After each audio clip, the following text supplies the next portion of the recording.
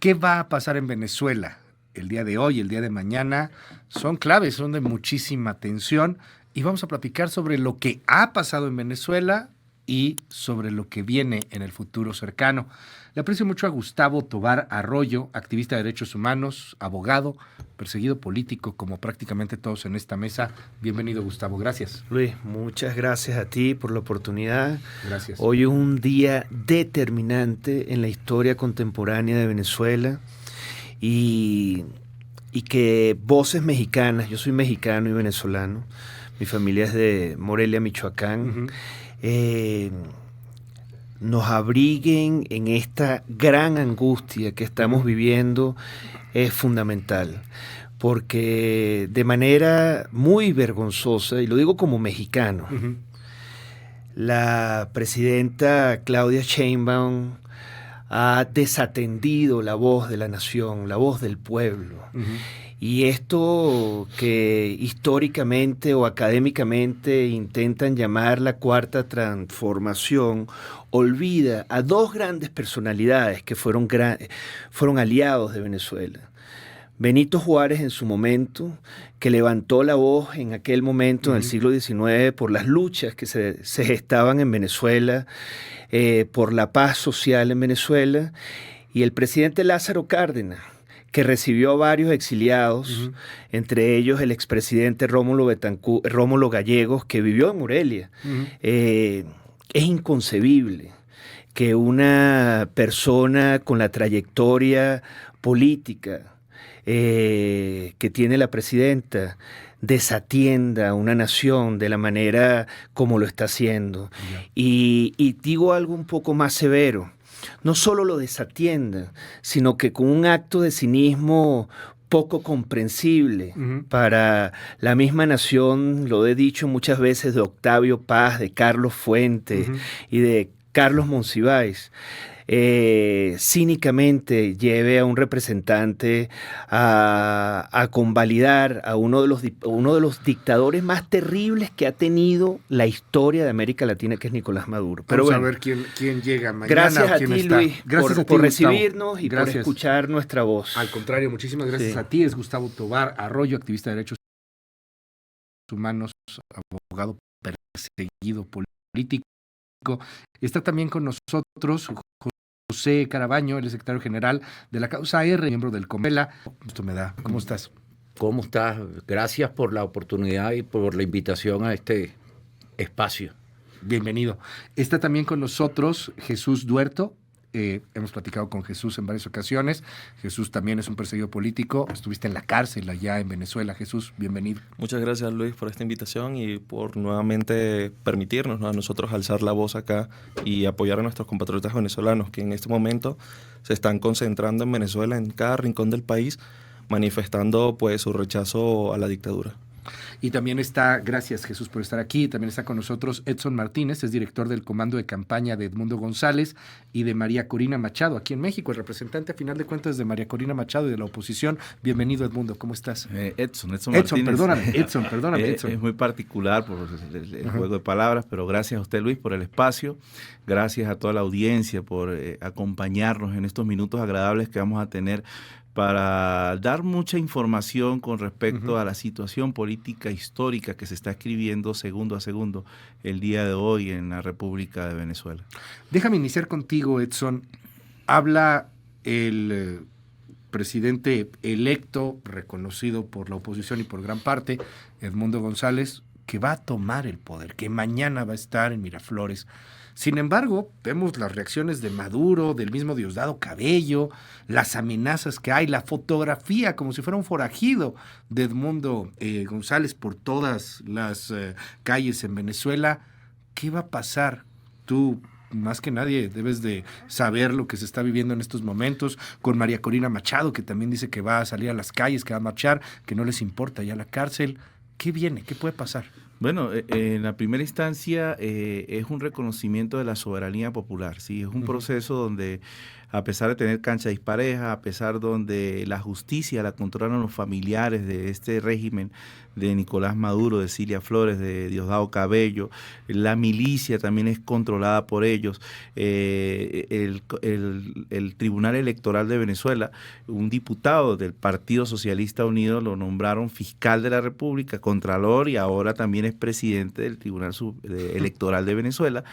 Pues armaron un rompecabezas donde manipularon la Constitución, donde manejaron una asamblea política, la mayoría por los socialistas, y pues obvias razones se enrocaron en un sistema que no está al servicio del pueblo, sino un sistema que está al servicio de este esquema tiránico que tiene Nicolás Maduro y que viene desde que se murió, que nosotros no lo nombramos los venezolanos.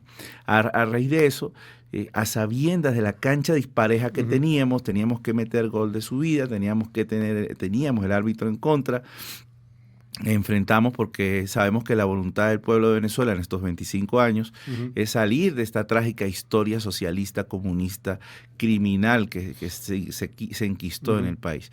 Y apostamos con la candidatura en unas primarias de María Corina Machado, salieron sanciones, obvias razones. Que ¿no la dejaron ser candidata? Y mire, la sanción de ella es tan ilógica, o sea, es una sanción penal que debe existir con cárcel de 25 años, ella no tiene esa sanción y la sancionaron con una medida adicional accesoria, que era la inhabilitación política, o sea, tendrían que aplicar la penal para después aplicar la accesoria, que es la lógica de la ley.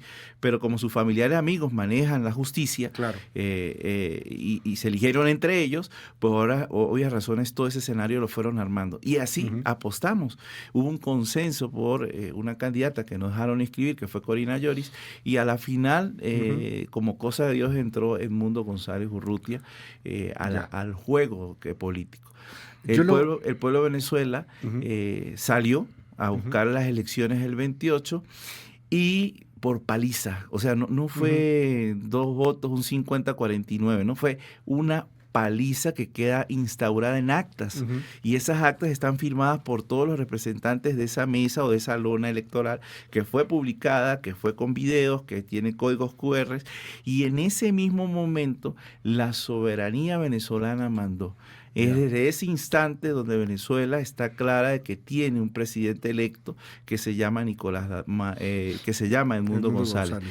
Nicolás Maduro pasa a ser un ciudadano normal en pocas horas, y si se atreve a seguir su proceso dictatorial, pues va a tener las consecuencias que debe de asumir un tirano, una persona que quiere por las malas agarrarse cárcel, lo que no es. La Corte Penal Internacional. Es obvio. O sea, ser juzgado por delitos de lesa humanidad, qué sé yo. Aquí hay algo muy interesante, y ahorita quiero platicar contigo, Gustavo, sobre ese tema, porque hablamos del deber ser y del ser. Los abogados siempre tienen esto, ¿no? Este es el deber ser, esto es lo que dice la ley, cómo tendría que ser, pero otra cosa muy diferente es lo que es. Pero antes de entrar contigo, Gustavo, quiero recordar con don Pepe.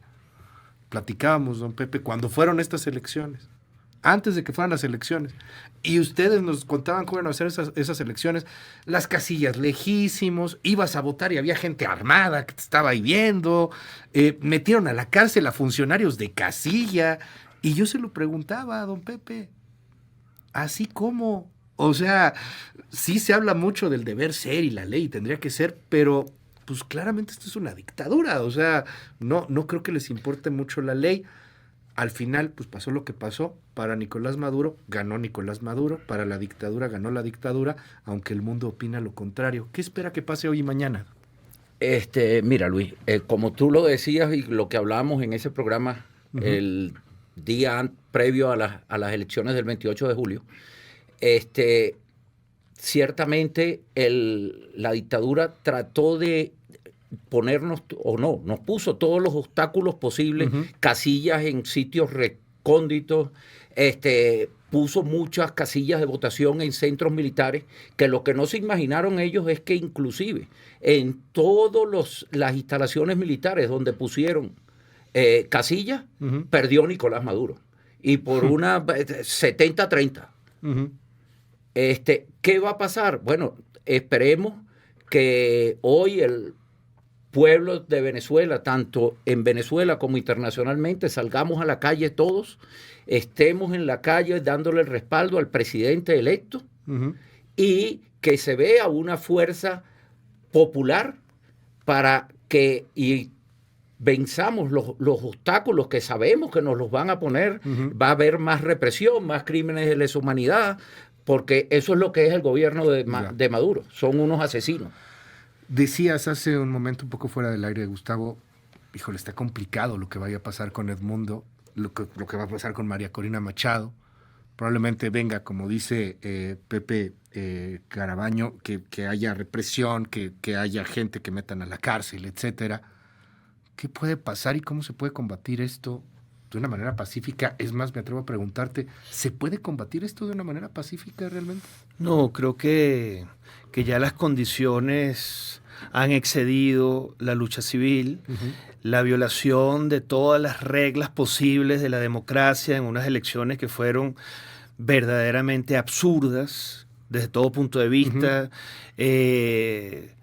Solo en África uno puede ver unas elecciones como las que ocurrieron. Sin embargo, aquí hay un punto, Luis, que cambia por completo el paradigma, que es María Corina Machado. María Corina es una experta electoral.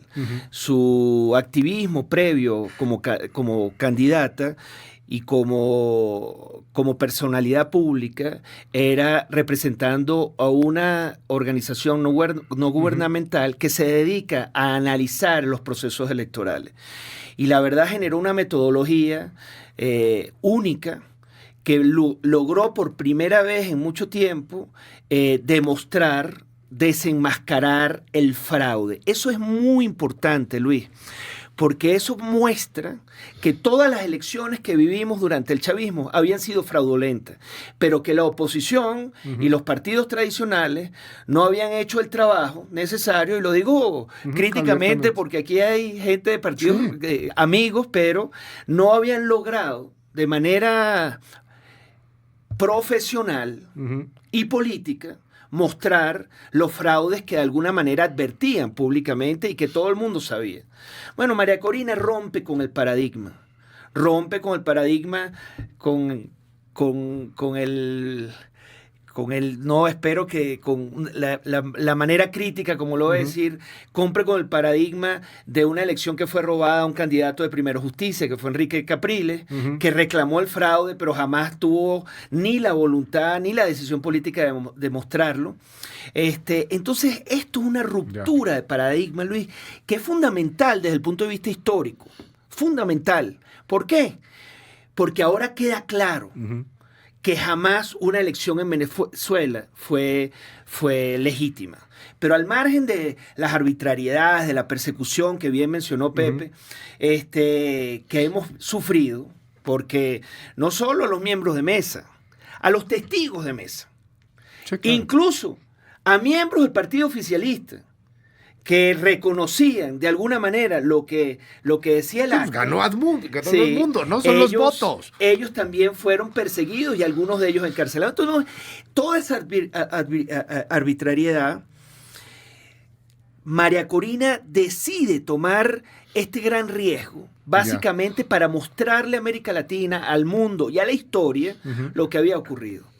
Sin embargo, eso obviamente aceleró lo único que le queda a una tiranía, que es la represión. Por eso no se comprende que gobiernos como el de México, que ha vivido esa intensidad política, esté favoreciéndole. Entonces, ¿qué nos queda? Yo creo que los argumentos institucionales y democráticos y republicanos murieron. Probablemente, escuché ahorita a Jesús hablar, probablemente con mayor propiedad que yo, de la posibilidad de Maduro de cambiar la Constitución, obviamente para prohibir los partidos políticos. Eso es lo que está convalidando el gobierno de México. Nuestro gobierno, Luis. Sí. Y nosotros tenemos que reclamarlo porque es inaceptable. Entonces, ¿qué queda? Que la fuerza militar, y probablemente, y esto lo digo con mucha conciencia histórica, y probablemente la madurez de los gobiernos de la región entiendan que Venezuela es un problema de seguridad, no solo política, sino social. Cientos de miles de venezolanos andan por las calles del mundo, de América Latina pidiendo limosna, y México es uno de las evidencias más claras y más tristes. Mi fundación se dedica a apoyar esa tragedia venezolana. Entonces, los gobiernos del mundo o los gobiernos de América Latina van a tener que tener la madurez y sin duda alguna la visión política de entender que este régimen criminal lo que está causando es un gran caos, y nos vamos a tener que reunir con las fuerzas militares internas del país para ponerle un parado, que es la obligación constitucional de los militares. Jesús, tú estuviste en la cárcel. Efectivamente. Tú tuviste vejaciones, tuviste malos tratos, tuviste humillaciones por el delito de estar en contra de un gobierno. De pensar diferente. Exactamente. Llevas ya varios años fuera de Venezuela, y esa es la consecuencia de atreverte a... ¿Qué ves? ¿Qué va a pasar hoy? ¿Qué va a pasar mañana? Con el miedo que está presente. Yo no sé si alguno de ustedes 4 va a estar en Venezuela, si va para Venezuela hoy o mañana. Si van para Venezuela, se van a la cárcel, ¿no? Sí, efectivamente. El momento en que Gustavo, en que José, en que Edson, en que tú, Jesús, pises Justamente Venezuela, te vas a la cárcel en ese preciso instante. Sí. ¿Qué ves una vez que sufriste este miedo, sufriste esta vejación, sufriste la privación de tu libertad frente al dictador? Pues mira, primero que nada, obviamente, todos estamos aquí ya fichados, el gobierno nos tiene a cada uno analizados, en dónde salimos, en todo. Entonces, cualquiera de nosotros, obviamente, al pasar el aeropuerto, automáticamente vamos presos, pues. Y más mi caso, especialmente porque ya estuve, obviamente, allí en Caracas y en Remo Verde. Bueno, básicamente lo que se espera para estos próximos días es que la juventud pues salga a la calle, la poca que queda, porque lamentablemente hemos emigrado muchísimas personas de mi país, no porque queramos, sino por necesidad. Y bueno, salir a la calle, defender a nuestra actual líder, a María Corina Machado, que es la que actualmente está dando la cara por el país, y entender de que no depende únicamente de ella. ¿Saben? Eso depende de todos, porque muchas personas he escuchado por ahí que han dicho, no, ¿qué va a hacer María Corina? ¿Qué va a hacer Edmundo González? No solo es de ellos, la responsabilidad es de todos y cada uno de los venezolanos, no solamente los que estamos en Venezuela, sino los que estamos en el exterior. Nosotros manifestándonos, por ejemplo, desde acá en México, ahorita que he estado viendo en Twitter, en X, manifestaciones ya en Australia, en Malasia, imagínate, hasta allá lejos estamos, en partes de África también, aunque seamos poquitos, pues alzar la voz para que el mundo entienda de que el 28 de julio se robaron las elecciones. Tú tampoco podrías ir a Venezuela. No, yo no puedo ir a Venezuela. No, yo tengo muy claro que no puedo ir a Venezuela. Sí, lo tengo muy claro. Por Saludos ahora, porque por esto ahora lo están viendo en Venezuela. Y varios periodistas españoles y de algunas otras regiones de América han vivido malos momentos por este tipo de espacios, ¿no? Es muy difícil ponerse en los zapatos del exiliado. Es muy difícil ser migrante, ¿no? Es muy difícil ser extranjero. Hay estereotipos, hay discriminaciones en algunos casos. Es muy diferente ser extranjero en México que ser extranjero en Estados Unidos, que ser extranjero en África, ¿no? Pero a final de cuentas es difícil, es complicado. La radio es uno de nuestros peores verdugos en el tiempo, pues entonces yo quisiera que cerráramos con un comentario de cada uno de ustedes con respecto a lo que ha representado este exilio, que nos puedan compartir un poquito del por qué están exiliados aquí en México, por qué huyeron de su país y qué harían para regresar, porque duele decirlo. Un programa como estos no podría salir en Venezuela, pero jamás no podríamos decir lo que estamos diciendo aquí en un país dictatorial, jamás. Y por eso me atrevo a preguntar, dices Jesús, es que depende de todos los venezolanos, lo dices Gustavo, lo dices, ¿pero qué tienen que hacer los venezolanos? ¿Salir a pelear? O sea, mantenerse en las calles. Mantenerse en las calles. Mantenerse. Hay una diferencia. Pero mantenerte en las calles es que te matan. O sea, lo han vivido ustedes. Todo llega a un límite, ¿sí? Hay diferencias. El pueblo venezolano, si hubiésemos estado en el Medio Oriente, ya hubiésemos acabado con esto, ¿sí? O sea, la cultura, porque la cultura latinoamericana es de luchar con la democracia adelante y llevarla adelante. O sea, no tenemos cultura de tener hombres bombas, vaya, ¿sí? Ya. Eso no es una cultura latina. Nos tratan de cambiar las culturas a través de todos unos sistemas de grupos pequeños para tratar de manipular la sociedad, pero pues el venezolano en estos 25 años le compró a estos sistemas las becas, le compró a estos sistemas las dádivas, los regalos, y caímos en la trampa, ¿sí? Caímos en la trampa.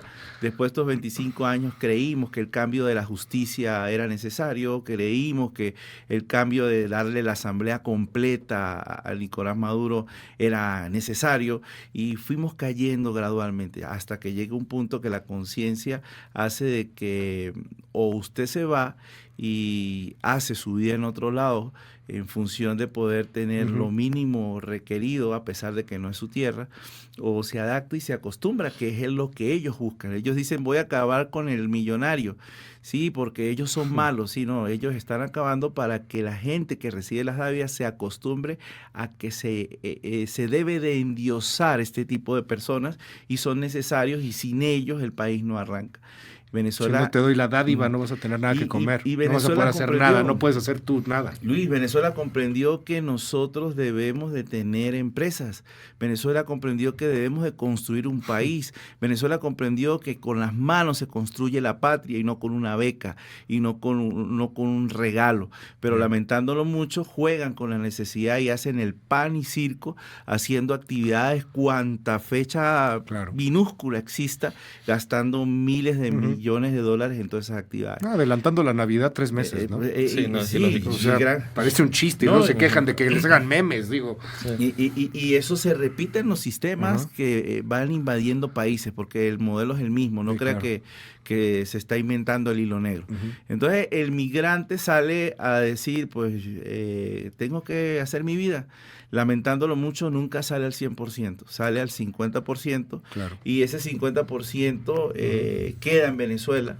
Arrancar esa raíz está muy difícil del venezolano, y en esta ocasión muchos, como los que estamos en la mesa, no tenemos el 50, Edson, tenemos el 100. A ti te tocó la Venezuela pre-Chávez, ¿no?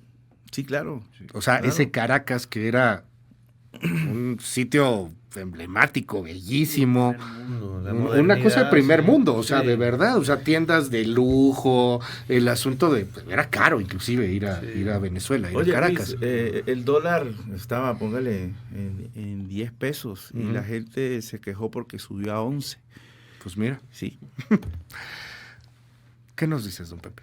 Bueno, Luis, ciertamente es difícil para los venezolanos que hemos tenido que migrar a otros países, empezar de nuevo cuando ya tenías toda una vida y toda tu forma de sustento en Venezuela, y por razones políticas tuvimos que salir. Yo también fui preso político en el 2004 con Chávez. Y bueno, hay que empezar. Aquí en México, gracias a Dios, a este gran país, nos abrieron las puertas y los brazos, y nos han apoyado mucho, que no ha pasado en otros países donde ha habido xenofobia hacia los venezolanos. Pero el llamado mío es, hay que seguir luchando por nuestra Venezuela, por recuperar la democracia, recuperar lo que era Venezuela en los años 80, antes de Chávez. Y hay una reflexión que hacemos, que hoy en día, lo que se está jugando en Venezuela no es tan solo la libertad de Venezuela y la democracia de Venezuela, digamos que de las Américas. Gracias, muchas gracias, don Pepe. Jesús, a ti te tocó una Venezuela pre-Chávez, pero estabas muy chavo, ¿no? Sí, estaba muy joven todavía. Eres un niño, básicamente. prácticamente. Yo viví básicamente las obras todavía del supuesto capitalismo salvaje, ¿no?, que decía Chávez en ese momento. Y créeme que no era tan mal, a diferencia de cómo estábamos ahorita. O sea, yo hubiese preferido 1000 veces estar en esa Venezuela que mi abuela me contaba. Imagínate, mi bisabuela... Que tu abuela te contaba. Mi bisabuela, en paz descanse, era armenia. Ella emigró en la Segunda Guerra Mundial y llegó a Venezuela, y ella me contaba que dejaba su maleta, no sé, en Plaza Caracas, así en el centro, se iba a trabajar todo el día, y cuando regresaba su maleta seguía ahí. O sea, la seguridad que había en ese país. Y pues es una lástima como migrante no poder presenciar ahorita ese cambio que se está viviendo en Venezuela y no poder participar, pero desde acá de México obviamente nosotros estamos organizando manifestaciones, nos expresamos nuestra voz. Acá nuestros compañeros pusieron una carta ante la presidenta para que por favor no enviara una comisión a Venezuela, porque básicamente eso sería ratificar la dictadura. Ahí está la petición también, y firme permanente de todas las fracciones, de los venezolanos que viven en México, de los México-venezolanos, pues que no se apoya por el gobierno este régimen y lo que puede llegar a suceder el día de mañana, que es que pues Maduro a final de cuentas se autonombre ganador y quién sabe qué pasa en las calles. Gustavo, cerramos contigo. Fíjate que una reflexión dual, una como venezolano, la inmigración, la libertad, quien lucha por la libertad tiene su espíritu repleto de heridas, Luis. Es un drama permanente, es una frustración permanente, porque es inexplicable que uno por pensar, soñar o idear una manera de ver la vida, uno pueda ser perseguido. O sea, es inconcebible, como lo dice el Estatuto de Roma y los crímenes de lesa humanidad, que a uno se le persiga por el ser y no por el hacer. Entonces, es un drama que además conlleva una reinterpretación casi antropológica de lo que somos, ¿no? ¿Cómo es posible que un venezolano nos agreda de manera tan vil, tan cruel, nos persiga, nos encarcele, nos asesine? Ahora ha llegado a un extremo inconcebible en las prácticas de la tortura chavista, que es la sodomización de los presos. Los violan. No solo los violan, usan instrumentos, palos, hierros, para dañar la moral y la dignidad de las mujeres y de los hombres.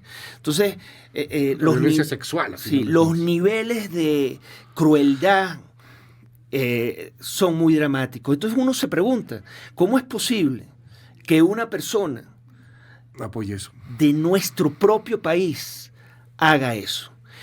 Y aquí viene la reflexión dual, la reflexión como mexicano.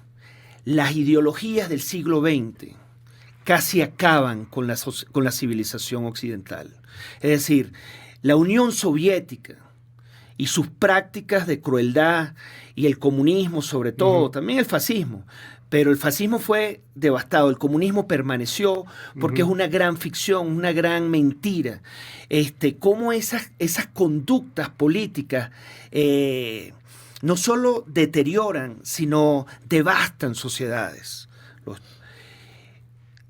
Y viene la gran reflexión mexicana, Luis. Cuando tú adoptas una ideología postiza, como aparentemente está ocurriendo con el progresismo mexicano, dejas de entender tu antropología y tu nación y empiezas a dañar al prójimo como un enemigo, que no lo es. Porque tiene el mismo aire, tiene la misma tierra, tiene los mismos mares y tiene la misma cultura. Entonces, cuando tú ves conductas, y abro comillas que no me ve la audiencia porque es radio, pero bueno, sí, a través del mundo digital, sí. Cuando tú ves conductas que llaman progresistas, de izquierda, socialdemócratas o socialistas o comunistas, que insultan al mexicano, que insultan la memoria mexicana y que insultan la tradición mexicana como la de Madero o la de Cárdenas, que son supuestamente pilares de este gobierno. Uno entiende que ya las ideologías están empezando a conquistar la política y podemos estar en un problema como mexicanos, porque es inaceptable que un gobierno humanista que ha firmado la Carta Interamericana de Derechos Humanos no respalde al pueblo venezolano y convalide uno de los crímenes más graves, Luis, que haya conocido las Américas desde que somos estados independientes.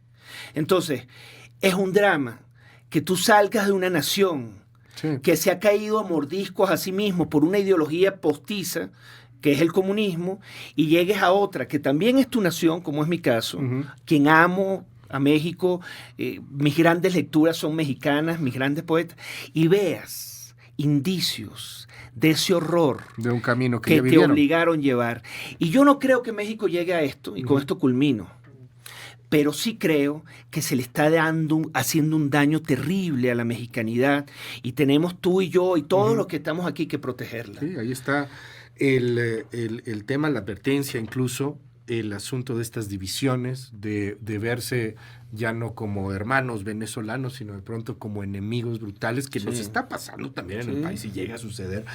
Hay una gran distancia entre lo que sucede hoy en Venezuela y lo que pasa en México, pero ahí está. Pero es estratégico. Ellos buscan separar y dividir y serse... Divide y vencerá. Somos más los que queremos que esto salga bien, somos más los que creo que podemos buscar coincidencias, pero ahí está la lección, porque creo que vale la pena aprenderlo, y ahí está también pues la historia que se está escribiendo en Venezuela. Les agradezco a todos por estar aquí con nosotros. Por favor. Quisiera hacer una invitación a todos los venezolanos acá en Ciudad de México a que nos concentremos hoy a partir de las 4 de la tarde, 4:30 de la tarde, enfrente de la Embajada de Venezuela en la calle Childress en Polanco. Okay. Igualmente 4 de la tarde es la manifestación de venezolanos, están convocando en contra de la dictadura de Nicolás Maduro. 4 de la tarde, Embajada de Venezuela aquí en Polanco. A todas las comunidades, a todas las comunidades que nos quieran acompañar, lleven su bandera mexicana, su bandera boliviana. Estamos en más de 12 ciudades en el territorio mexicano, y con mucho gusto nos abrazaremos en democracia, en libertad y en paz. Estaremos ahí muy atentos y estaremos dando cobertura del tema. Gracias.